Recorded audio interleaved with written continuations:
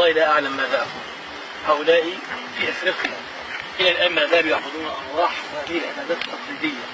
فأنا أسأل الله عز وجل أن يهديهم، وأسأل الله عز وجل أن يأخذ بنواصيهم من هذا الدين الذي يعبدون فيه الأرواح ويعبدون فيه الأصنام ويعبدون فيه هذه الأمور إلى عبادة الله عز وجل وحده.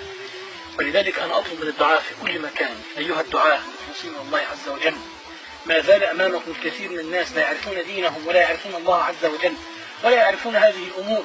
فالله في هؤلاء، والله الله لا أشفق عليهم، والله الله في هؤلاء حتى نستطيع أن نأخذ بأيديهم من الظلمات التي يعيشون فيها كما ترون إلى نور الإسلام. والله هؤلاء يحتاجون إلى من يدعوهم إلى قلب صادق، إلى من ينفق عليهم حتى يستطيعوا إن شاء الله تعالى أن يطهرهم من هذه العبادة، عبادة الأرواح والأنجاس. أسأل الله عز وجل أن يهديهم وأن يأخذ بنواصيهم من الظلمات إلى النور، إنه ولي ذلك والقادر عليه. السلام عليكم ورحمة الله وبركاته.